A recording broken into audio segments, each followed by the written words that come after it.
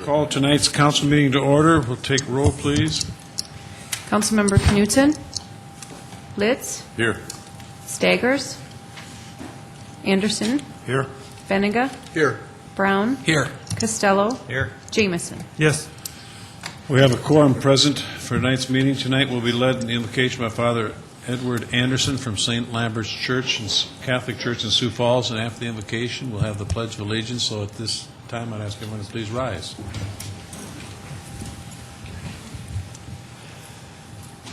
Almighty and eternal Father, we ask you to bless all those who serve in public office, so that people everywhere may experience freedom and peace.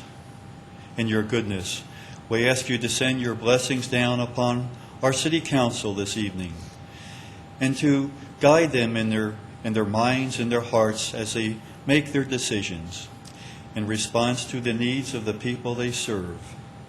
And so for all here present this evening, we pray, may the Lord bless you and keep you. May the Lord let his face shine upon you and be gracious unto you. And may the Lord look upon you with favor and grant you peace. Amen. God bless you.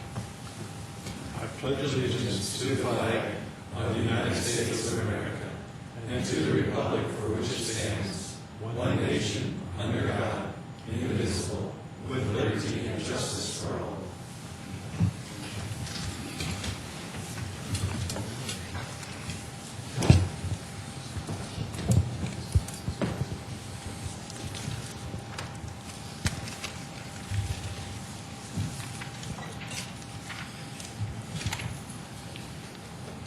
Thank you.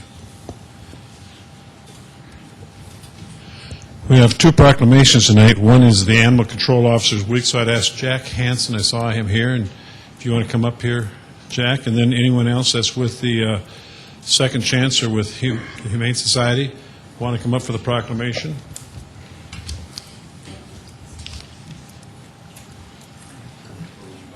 Just come right here, sir. Just stand right here. We'll get you right in place there. Here. We have a proclamation for Animal Control Officers Week. It reads, whereas the National Animal Control Association has designated the second week of April each year as Animal Control Appreciation Week, whereas various federal, state, and local government officials throughout the country take this time to recognize, thank, and commend all animal control officers for the dedicated service they provide to the citizens, various public safety and public service agencies and departments throughout the country. Whereas the City of Sioux Falls would like to express its sincere thanks and appreciation for the outstanding service that animal control officers provide on a daily basis to the citizens of Sioux Falls. Whereas the City of Sioux Falls wishes to commend each and every animal control officer for their service, which is in keeping with the long and distinguished tradition of the animal control profession. Now, therefore, I, Dave Munson, Mayor of the City of Sioux Falls, do hereby proclaim April 12th through the 18th, 2009, as Animal Control Officers Week in Sioux Falls, and congratulate each and every one of you. Can I get this for you a little bit loud?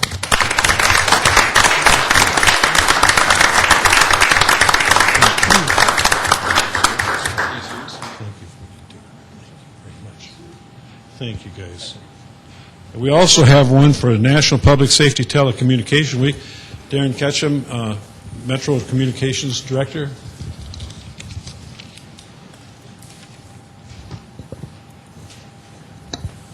This reads, whereas the City of Sioux Falls has experienced emergencies that require responses from police, fire, and emergency medical services.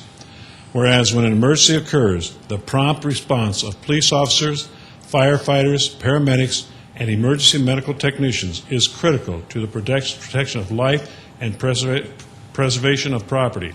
Whereas the safety of our police officers and firefighters is dependent upon the quality and accuracy of information obtained from citizens who telephone Metro Communications Agency. Whereas Metro Communication Agency telecommunicators are the first and most critical contact our citizens have with emergency services. Whereas the Metro Communication Agency telecommunicators are the single vital link our police officers and firefighters have by monitoring their activities by radio, providing them information, and ensuring their safety. Whereas the public safety telecommunicators of Metro Communications have contributed substantially to the apprehension of criminals, suppression of fires, and treatment of patients. Whereas each dispatcher has exhibited compassion, understanding, and professionalism during performance of their job in the past year. Now, therefore, I, Dave Munson, Mayor of the City of Sioux Falls, do hereby proclaim April 12th through April 18th, 2009, as National Public Safety Telecommunications Week in Sioux Falls in honor of the men and women whose diligence and professionalism keep our city and citizens safe. Thank you, Darren, for everything you do.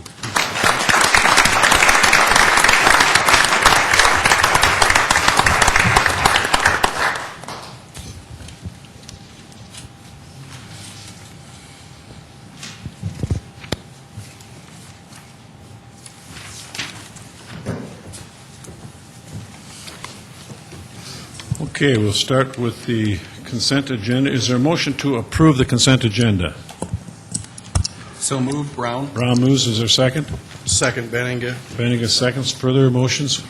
Mr. Mayor, I would make a motion to amend the main motion by moving item 10 from the consent agenda to the regular agenda before item 21 for discussion purposes.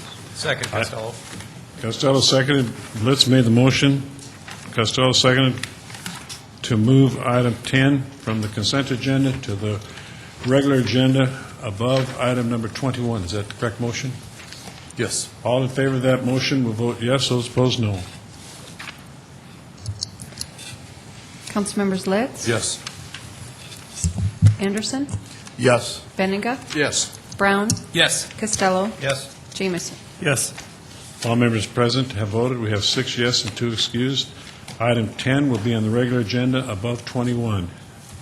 Further motions? If not, all in favor of approving the regular agenda as amended will vote yes. Those opposed, no.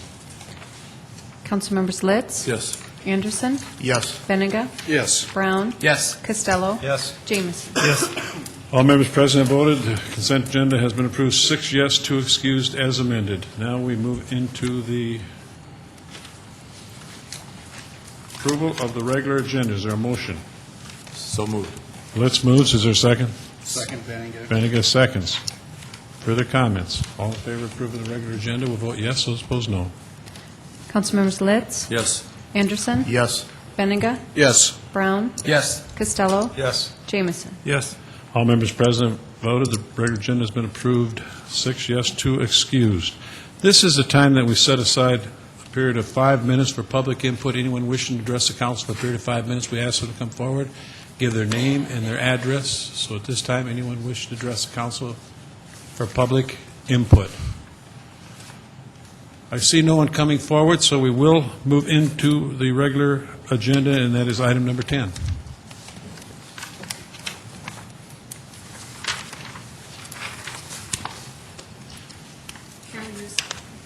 Carol Houston, 5001 West 37th Street, for 2008 property taxes in the amount of $1,461.98.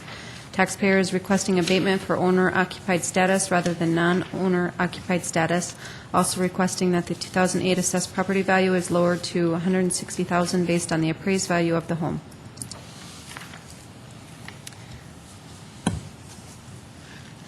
Regarding what you have in front of you stating that our taxes are $1,461.98, I have with me our notice for 2008, which shows that our taxes are $3,893. The $1,400 is the difference between the two, not the total due for 2008. One of the reasons we're requesting this is we purchased our home December 7 of 2007, and it was not disclosed to us at that time that we would not qualify for the owner-occupied status by either our realtor or by our mortgage lender. That's why we're asking for that to be changed to an owner-occupied status. We did live in the home from starting December 26 of 2007 and still occupy the home today. And the second request is when we purchased our home, it was appraised at $154,500, and our tax notice says that our value is $200,524. That's why we are requesting the adjustments. I was not able to come before the commission in March of 2008 due to the death of my father. It was at the same time, and I was not in the state of South Dakota. Go ahead, Gerald.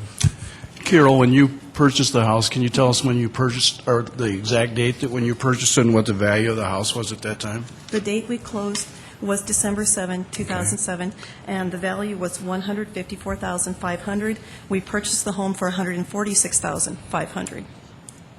I have a copy of the appraisal with me, the opening statement or the cover page that shows the value by the appraiser. You said 146,500? That was what we purchased the home for. The appraised value is $154,500, Okay. and that was done December 3, 2007.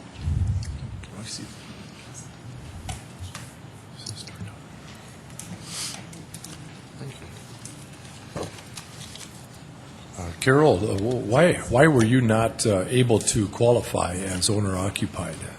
Lisa, because we had not purchased the home in time. They, according to one of the people that I spoke with in The it Board was- of Equalization? Yes, the Board of Equalization said that it had to be filed prior to November 1 of 2007, and we did not purchase the home until December 7 of 2007. So they said we did not meet time frame. So then we went and we were starting the appeal process with the Board of Equalization, and we had a meeting time set up, as we did this year as well, to talk about the 2009 taxes. And during that time frame, my father passed away. So we missed our appointment and were told, too bad. See. Go ahead. Are you, just to be clear on this, are you,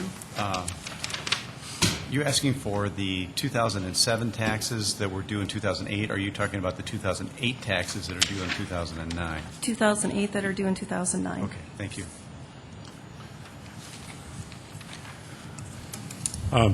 We're just talking, and we're wondering if we have any authority and to really do this because of the request. So we're wondering if it could be deferred, and we could look to see if there's any legal precedent to do this. We're not real sure where we're at with that. So Especially as regards Ms. Houston's request to change the assessed value of her property and lower it. I have some serious concerns about this meeting being the proper venue for the council to consider that. Where is the proper venue then, Gail? Well, if I remember from my county days, I mean, there's a procedure set up where people appeal the assessed value of their property. Which was the city commission meeting that I went to the second week of March. I went for 2008 and 2009. They addressed the 2009. They said they could not do 2008, and I had to come to this commission meeting to address the 2008. They said they weren't sure about the owner-occupied status because that was a state legislative ruling, but that I would have to start here, then go to the county, and then possibly the state on the owner-occupied status. But they felt that you could take care of the assessed value. That's what I was told at the commission meeting, and that I had to file an abatement with the Board of Equalization. Well, I honestly would need some time to look into it. If the council could defer it for a week, that's all the time I would need. Pat? On the, we all just finished the Board of Equalization. I'm just trying to recall, was there can you go back 3 years? I think Does so. anybody recall? Yeah, it was 3 years. So if she were to go in front of the Board of Equalization next year, could effectively go back for 2008 and 2009, couldn't it? I believe so. Carol, are you available next week if we defer this so we can Yes, sir. make sure we have? Okay. I'll move to defer until next Monday night. Okay, Brown moved to defer it until, was that the 20th? Yeah, I think that's 20, yeah. Second, Anderson. Second, Anderson, to defer until next Monday, the 20th. Further comments on the motion to defer? All in favor of the deferral until next Monday, the April 20th, will vote yes, those opposed, no. Councilmembers Litz, Yes. Anderson, Yes. Benega, Yes. Brown, Yes. Costello, Yes. Jamison. Yes. All members present have voted. Item 10 has been deferred until next Monday, 6 yes and 2 excused. Let's go to item 21. Second reading, an ordinance of the City of Sioux Falls, South Dakota, approving the release of a portion of the permanent utility easement in vacated West 34th Street right-of-way in Section 29-101-49, Minnehaha County. Good evening, Chad Hebe with the Engineering Division of Public Works.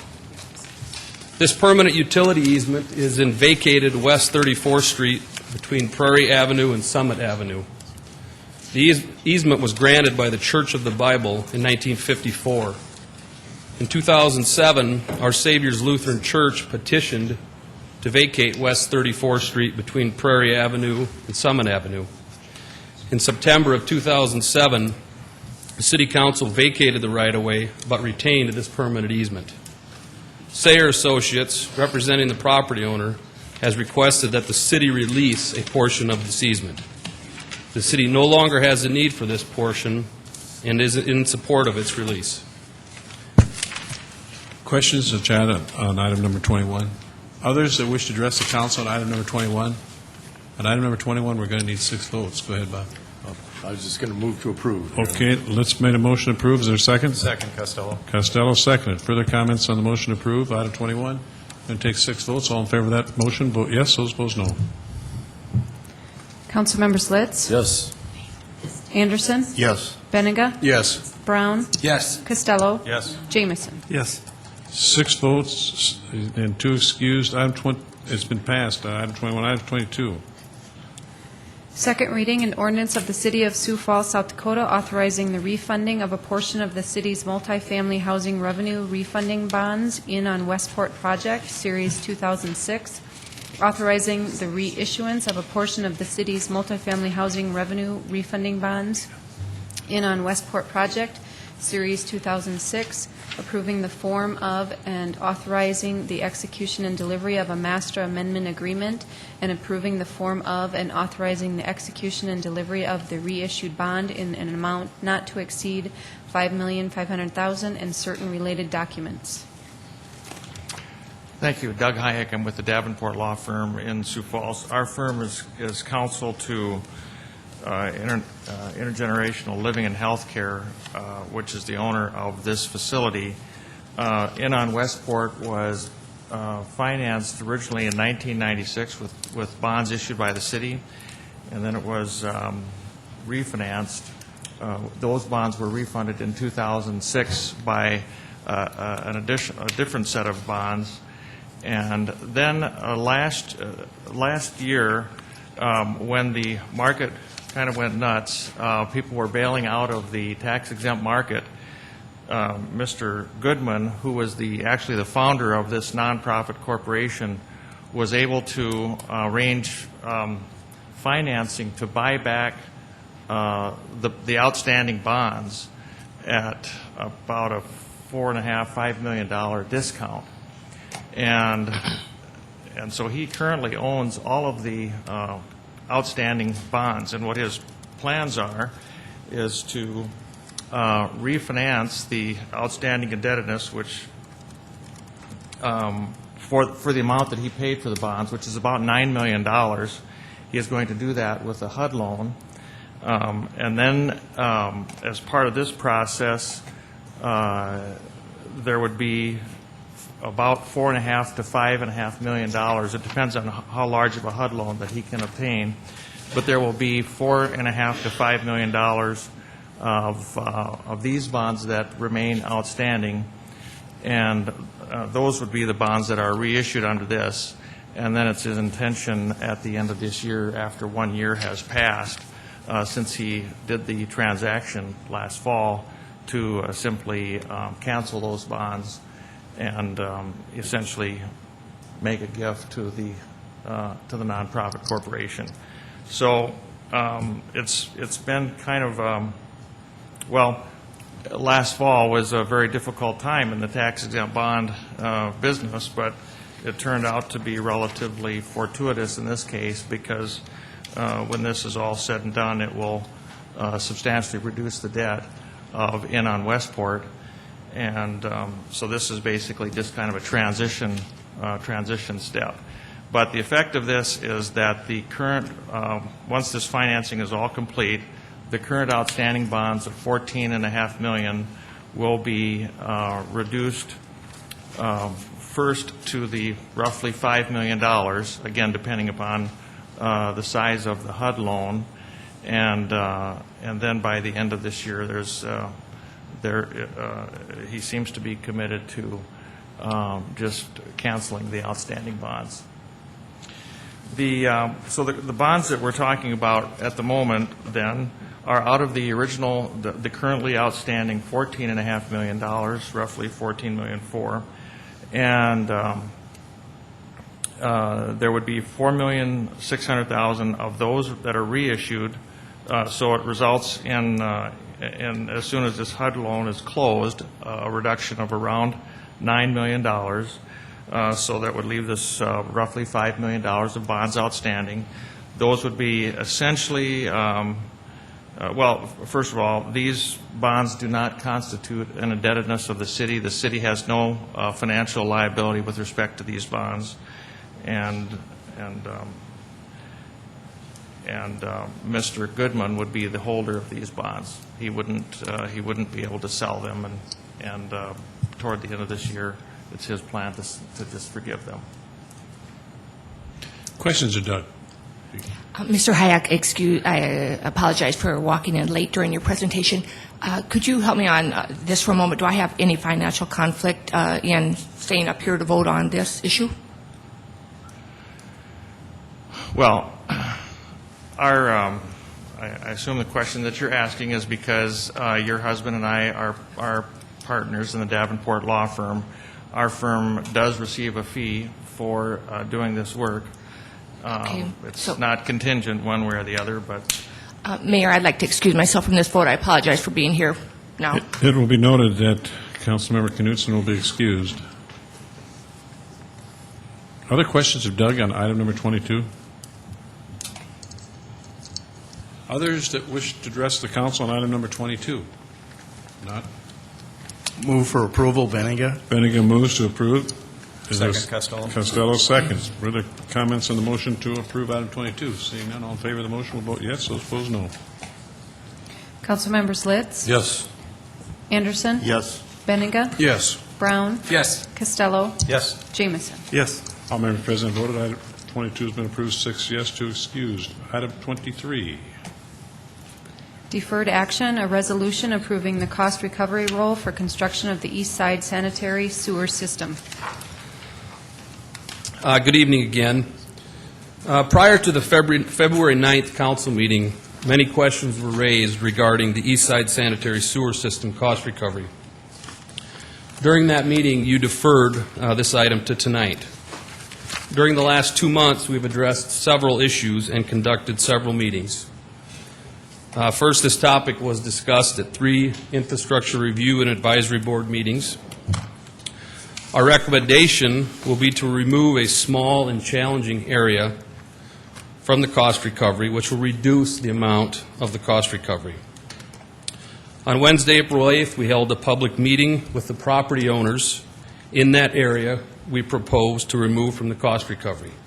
4 of the 14 property owners were in attendance and do not oppose removing this area from the cost recovery. Tomorrow evening, we are holding a public meeting for all property owners in this phase of the cost recovery. The meeting will be held at the Convention Center at 5:30, and I believe you were all invited, or if you weren't, you are. For this reason, I am requesting that this item be deferred until May 11th.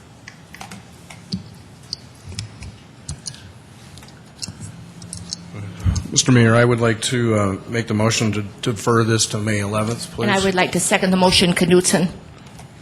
Benega moved, Knutson seconded to defer item 23 until May 11th. Are there further comments on the deferral?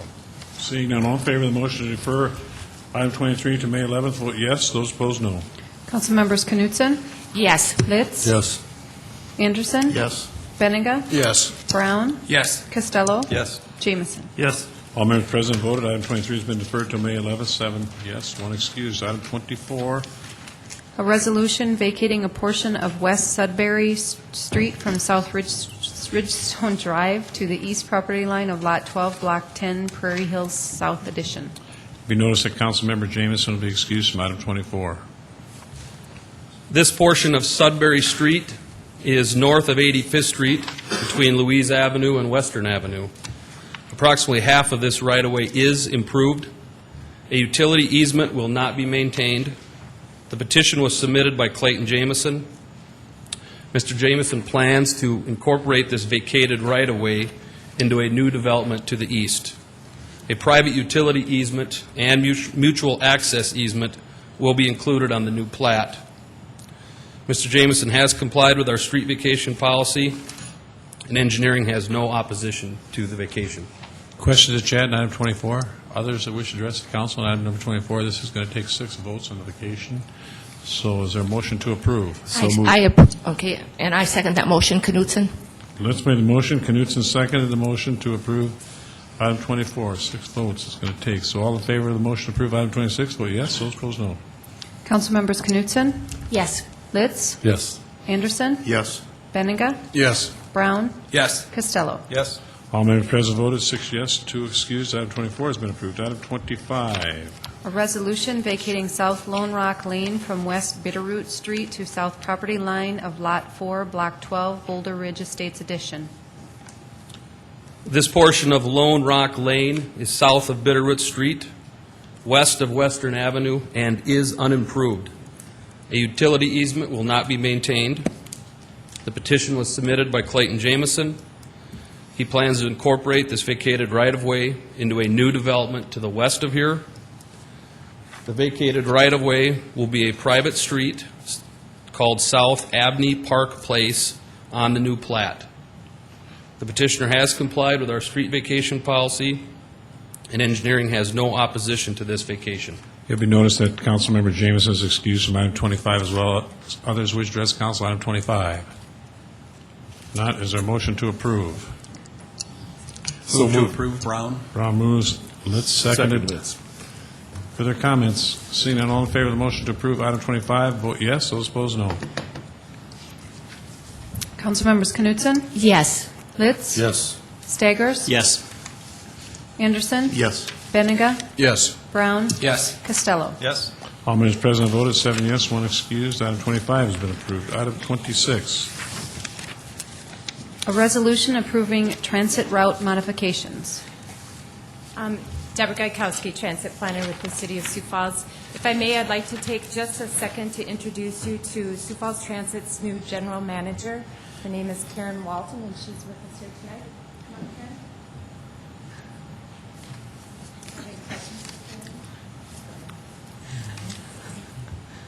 Hi, I'm very glad to be here, and this is a beautiful city you have, and I'm looking forward to spending a long time here.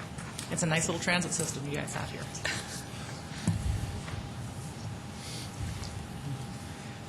I'm here to address the Route 11, which is the mall shuttle. We'd like to make some changes to that route. We'd like to decrease the frequency of the route. Right now, it goes every 30 minutes. We'd like to change that to every 60 minutes. We'd also like to reduce the length of the route just a little bit and cut it off on the west side of the mall and shorten it up just a little bit. And then we'd also like to change the route from a free fare to a $1 fare, which is our typical fare for our routes. The reason that we'd like to do this is we'd like to get another route to the south to serve areas on 69th Street between Louise Avenue and Western Avenue, and then also serve the Avera Heart Hospital and Behavioral Health Institute down on 69th Street. We would do that on the alternating half hours of the mall shuttle. I do have I have Margaret Sumption here tonight, who is an advocate for the route down to the Avera Behavioral Health, and then I also have Dennis Gillum, the general manager of the Empire Mall. So Margaret, if you could come up, please.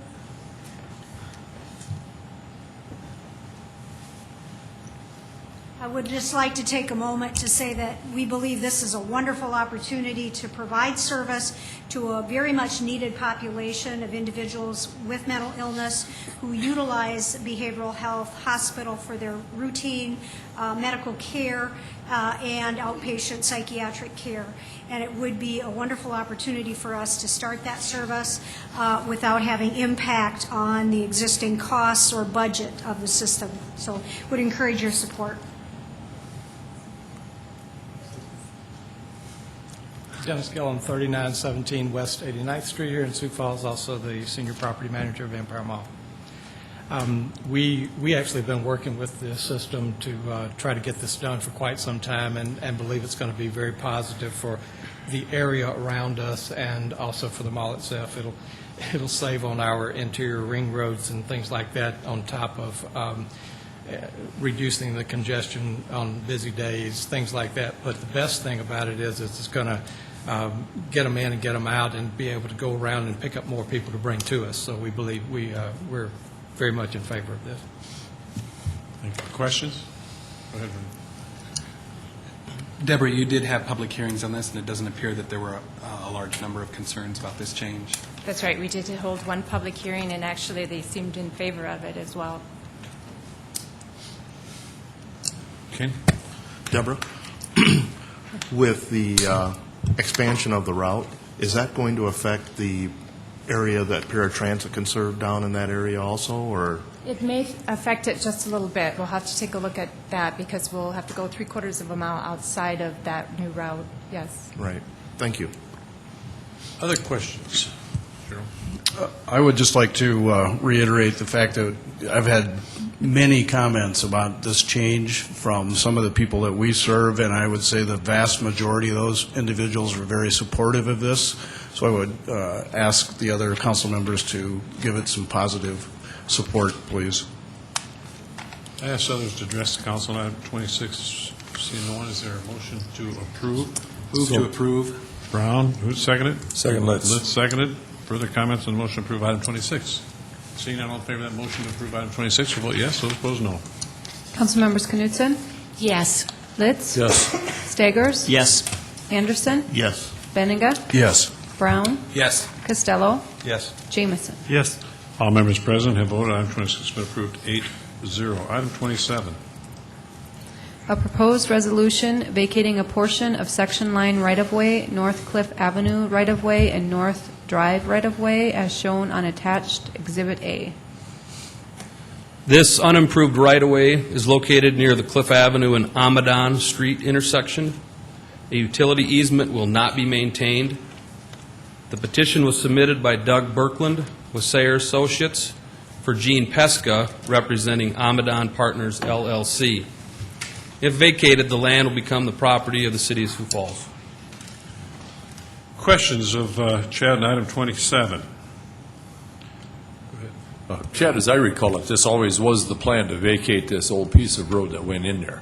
And as it sits right now, is this part of the landscaping and the, for lack of a better word, the ditch off the new Cliff Avenue on the north side, the west side? It is, and a while back, we vacated a small strip of other right-of-way other than this. This right-of-way was purchased when it was originally needed by the DOT. And so there is no reversionary rights, and in the meantime, the DOT has given the city this right-of-way. So when it's vacated, it'll become the property of the City of Sioux Falls. Okay, but then there's just a section of the old road that would, Mr. Pesca would have that out of this deal. Yes, and then I guess the next step, if it's vacated, would be that the city, not having a use for it, would potentially declare it as surplus property and then go through the proper channels to sell the property. Okay, that would just be that section of road that we're looking at on that picture. Is that correct? The rectangular piece is what will be the city property. That little curvature, a portion of that will go to the property to the west, and the other little triangle will go to the property to the south. Okay. What I was referring to is right, you can see right where that triangle, if you kept going there, the old road would have kept going there, and that's not colored in. So is that? That remains. There's a cul-de-sac there. No, going north, Chad. Oh. Yes, that piece right there. That was what I was worried about. That has been vacated. Okay. That's the piece we vacated several months ago. Okay, very good. Thank you, Chad. You're welcome. Other questions of Chad on item number 27? Not, is there a motion at the hearing date for May 11th for item 27? I so move. Knutson. Knutson moves. Is there a second? Second, Jamison. Jamison seconded. Further comments on the motion to set the hearing date? All in favor of setting the hearing date for May 11th for item 27, vote yes. Those opposed, no.